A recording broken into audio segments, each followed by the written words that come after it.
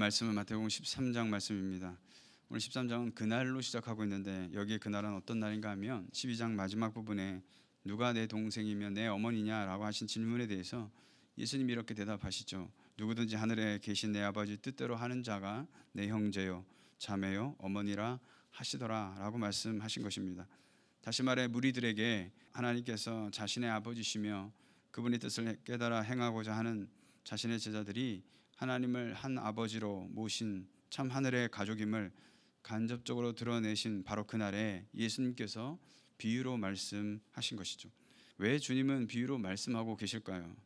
왜냐하면 천국을 인간의 언어로 직접 묘사하기에는 인간의 지력이 한계가 있기 때문에 그렇습니다.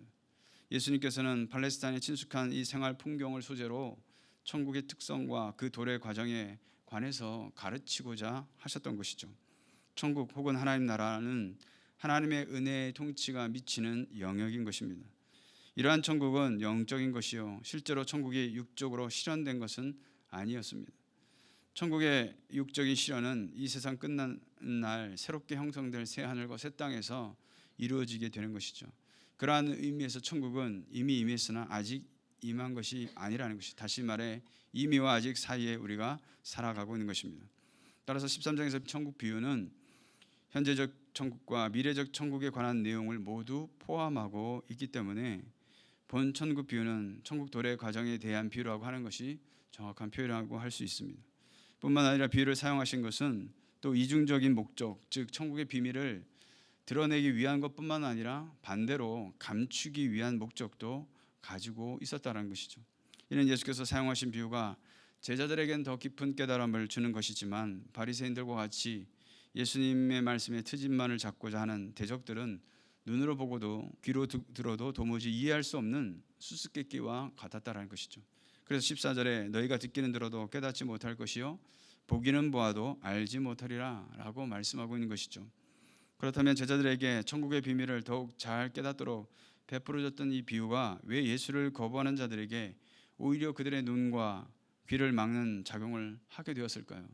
유대인들은 천국을 지상적이고 정치적인 왕국으로 이해하였습니다. 메시아가 오시면 열방을 심판하고 잃어버린 다윗의 왕권을 되찾고 이스라엘의 영광을 회복할 것이라고 믿었던 것이죠.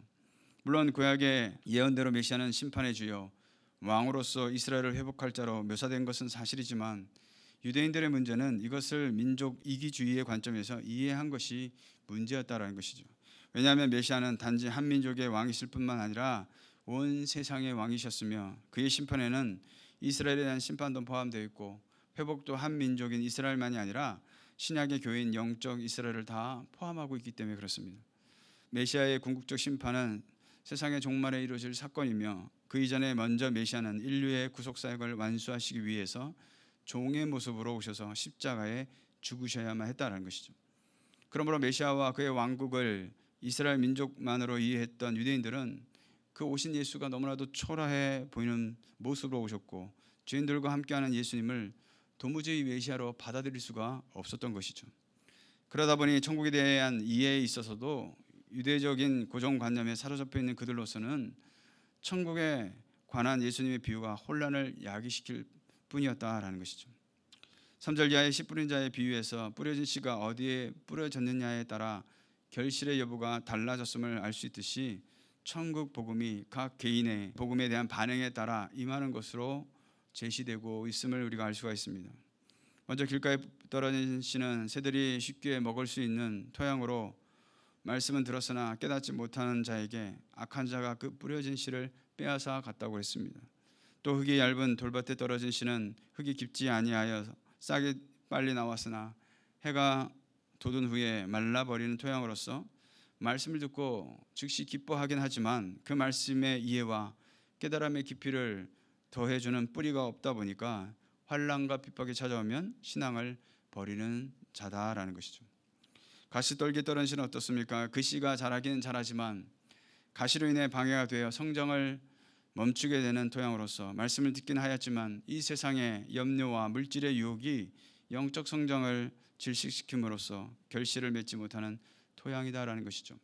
그리고 네 번째 열매 맺는 땅은 좋은 땅에 떨어진 씨가 그 결실을 맺는데 말씀을 듣고 깨닫는 자가 결실을 하여 100배, 60배, 30배로 나타나게 됨을 비유로 말씀하고 있습니다.